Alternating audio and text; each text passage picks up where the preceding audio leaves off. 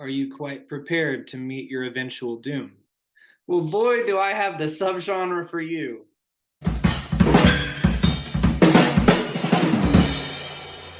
Hello and welcome back to my channel. Today we're talking about doom metal. What makes doom metal doom metal? Notably slower than most kinds of metal, especially for the time when it first came out. It has gone on to influence other kinds of metal that have taken that slower bit. But, especially for the time, it was particularly revolutionary. Now, next up, we have riffs with long, sustained chords with the idea of sounding thick slash full. And very common with the style. Next, themes. Kind of what are the lyrical themes? Maybe some of the art stuff like that. Death, despair, sadness, and etc.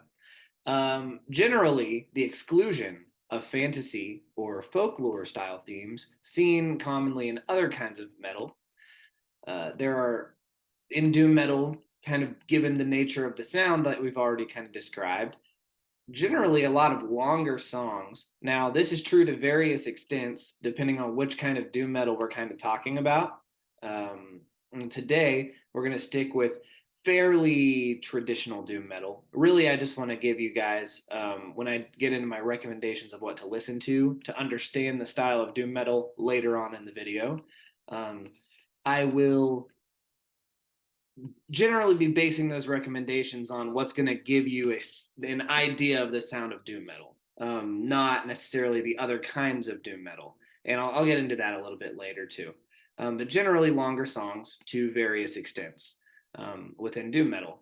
So in doom metal, because of these kind of long song forms and that sort of thing, there's plenty of room for psychedelic elements to be expressed. Whereas you think about maybe faster styles of metal, a lot of those, it's a little bit trickier to play with psychedelic effects and things that sound kind of trippy, just because there's a bit less room for it because there's so much going on in the chugs. And, with the speed, things don't really get expressed as much. You can't really hear things warp and shift around like you can, or like there's room for in doom metal to express. And one more thing, doom metal, as maybe hinted at by the name of the subgenre, is not generally like a very fun genre. Like, you might headbang just a little bit to it, but you're not necessarily dancing or grooving like you would in other kinds of metal that are maybe a little bit faster. And so, doom metal is meant, it's this heavy, intense, really thick, often slower. It feels like everything's kind of in slow motion a lot of the time. And, given a lot of metal that came before doom metal, its angle was heaviness in terms of being really overwhelming and fast and loud and distorted. Doom metal takes heaviness in a totally other direction, making a very simple change, slowing everything way down, which creates this total other kind of expression that's really unique and has become very influential. Okay, now I do have a bit of a blurb. Um, Earlier, I described that this list is going to stick with fairly the traditional style of doom metal that they call trad doom. This list avoided anything that could be considered stoner doom or stoner. It also avoided anything overtly gothic, with maybe a bit of an exception on this list that we'll get into later. This list also does not include the earliest doom releases, maybe because the vocal styles on those is a little too much like straight up heavy metal. Um, and I want to give the viewer of this video kind of an idea of the general sound of what doom metal is. And so I kind of decided to stray away from some of those sort of things. Let's see. I guess there is one exception to that on the list, but here we go. We're going to get into the list. Okay. So now the first one on our, here, let me move my little face. So this is our recommendations of doom metal to give you guys an idea of the sound generally of doom metal. So we have our classic section and our favorites and our interesting. We're going to begin with classics. So our classic number one on the list is, click, Saint Vitus, the album Born Too Late. Here's what I have to say about this album. There is not a single wasted second of this album, and it was an antithesis to the super fast thrash that was so big at the time that ended up kind of driving itself into parody in a way. And this album coming out was very aware of that being the case, being self-referential enough to have a lyric saying, "They may say my songs," or not they may, "they say my songs are too slow." So they're very self-aware of the difference between them and the other metal going on at the time. So it's a bit of a statement, a bit overt even. So the guitars on here are ringing out slow and low. There's definitely some Sabbath influence, which could be argued is, you know, all metal goes back to Sabbath, but Sabbath definitely did a lot of the slow thing. Like you think just about a song like Iron Man, that's fairly stinking doom metal. It really is. And so that's a pretty good example of doom metal, of course, as well. But pretty much all this metal goes back to Sabbath, and so didn't put them specifically on the list, but might as well talk about them. Very important. And so definitely some Sabbath influence here. And the lyrics are pretty punk on this album, which is more thrash like because punk is a big element of what it means to do thrash thing. And it's this album in particular is kind of post punk sounding. Like I could recommend this to a Joy Division fan and they would probably really like it. Mm, yeah, probably. So my first time hearing this, I thought the lyrics were corny. That was my first impression. But I think that's because I expected this would be like a full-on metal album. But when I sort of recontextualized the song in my brain as coming from a punk angle, I interpreted the lyrics through that lens, and they work much better that way because punk you tend to forgive some of the preachiness a little bit because punk is kind of preachy. And so there's that album, number one on the classics list. Strong recommendation. Number two, Candlemass.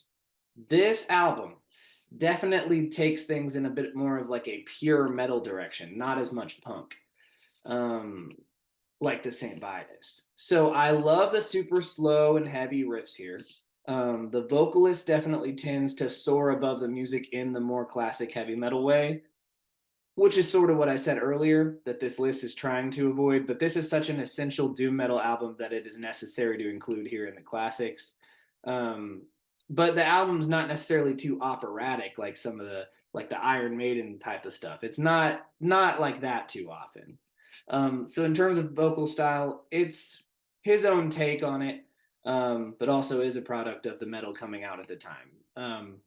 But this album, it's got that doom sound. It's way slow, very distinctly slow. And it's a super inspirational album in that particular way. It's heavier than the St. Vitus album. And so that I think contributes to the low and slow, but getting really heavy and really loud and distorted and things ringing out for a long time and being thick. This album does that really well. And I think is a big influence on the rest of doom metal. And so that's some of the reasons it's here. It's a great album. You should hear it. Okay, now some of my personal favorites in the subgenre. So starting off with Watching from a Distance by Warning. Personal favorite doom metal album. Incredibly thick riffs, absolutely unapologetically thick riffs. Even a bit of noise on the riffs, a lot of upper melodic information in the riffs as well. The note choices of the riffs, the chord choices and the note choices, they're so beautiful and melodic at the same time as being super heavy and very thick. It's really a layered bass and guitar sound with a lot of motion in it. And oh boy. So this is a very patient album, which can really be heard when listening to the drummer and how he tends to play in such a way that sounds awesome. And it sort of stretches out even further an already very stretched out way of playing doom metal. Now, the vocal style here is definitely not what most people are used to when listening to metal. There's not really any screams, and it's always clear what he's saying in his delivery. Um, he's definitely just like singing out really long notes, and it's not operatic. He's just a good singer, has an interesting sounding voice, and he's expressing pain and regret and longing, and his vocals are absolutely incredible and beautiful to behold. The musical statement of this album is just pretty unique.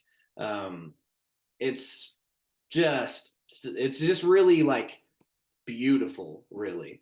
Um, which is an interesting word to describe metal, but I think it's just such a piece of art. Such a piece of art.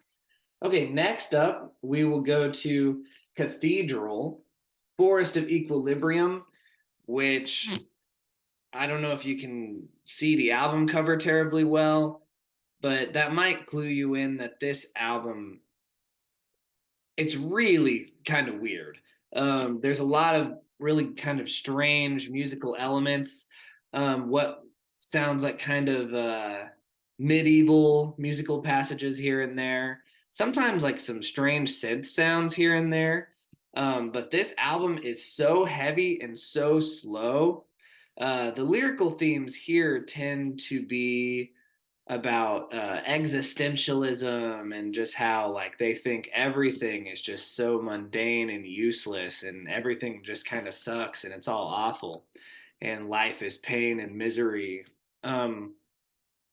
But to go with all of that, this album is so slow and heavy, but also it's so chaotic and bizarre. And I just think that that sort of combination is really cool to listen to. So, Cathedral, Forest of Equilibrium. Here you go. Okay, next up is this really interesting album. Uh, it's a Japanese band called Belzileb. Um, so I don't really know what they're saying on this album, given that it's Japanese. But they are masters of the riff. There's something about this kind of album that sounds kind of glam rock. And part of that has to do with some of the vocal performances sounding a bit theatrical at times. Um, but there are also really nasty screams and shrieks here as well. So kind of diverse vocal styles. They're singing, screaming, very theatrical stuff that just sounds like they're acting, heavy breathing. And it seems like the stories that are being told in a language that I don't understand, they really kind of shape with the song. And so the song structures here are very unique. So there's great drumming here, that is distinctly in the pocket and like right behind the beat in lots of spots, almost like a funk drummer or something, which is a little interesting to hear in metal. It makes the punches feel that much heavier and that much doomier because it kind of stretches it out. Sort of like we talked about with Warning, but more in like a funk way, honestly, like a kind of a groove way. Um, but not like groove metal, so don't get it twisted. Not like, oh yeah, not, we're not sitting here grooving, but it has the same effect of just being right in the pocket. So it's an album that is going for artistic and very odd metal that definitely takes notes from the sounds of like 80s doom metal all throughout it. And like I said earlier, it's so artistic. If nothing else, listen to the track Insane Doll. You will love it. There are a couple moments where it has a more traditional heavy metal faster tempo, but much of this album is that doom. It drags and drags, and it's very doomy and gloomy. Okay, finally, we go to this album by a band called Paramecium. The album is called Exhumed of the Earth, which, if that doesn't clue you in on the direct Bible quote, we are in Christian metal territory. Um, so this list included mostly stuff that doesn't have any gothic elements, but this, I guess, kind of does. This album sounds totally heavy and totally insane. It's a bit more on the longer side, like it's verging on those territories of like epic doom, which is a bit of a subgenre where all the songs are like way more stretched out than even normal doom metal.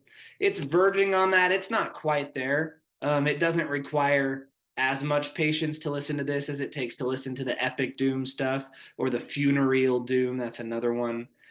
Funeral doom, whatever subgenres. There's tons of them, but it has a bit more of that sound to it. It's a bit more stretched out, and I wanted to include it here because it's not quite that stuff. I think it's still fairly traditional, but it experiments a little bit with the super duper long song structures, but not in a way that would alienate the person who's just trying to come into this looking for an adventure and trying to explore doom metal. The album is amazing, and like I already said, it sounds totally insane. The vocals are so awesome. The riffs are so gnarly. Um, Very creative album. Definitely check this out. Um, that's why I included it here. And so here you have a list of the works that were cited during the course of this video. I hope you find some music that you really enjoy. I hope this has been helpful. I like to do this sort of thing to help me sort out my thoughts and organize all my opinions and that sort of thing on metal. And plus, it gives me an opportunity to kind of think to myself, what would I really recommend somebody listen to if they were trying to get into this sort of thing? And so I kind of think back through the things that I really like to listen to and hopefully provide some helpful recommendations and information.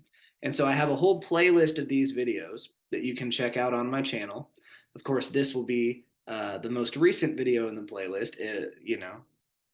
To this point, it will be, but I plan on making several more. I've got a list of ones that I'd like to cover in the future.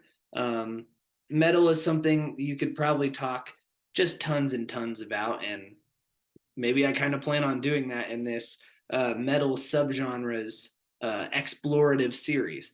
And so, see you again soon in another video. Check out some other stuff on my channel. I do stuff besides this as well. But okay, thanks for watching.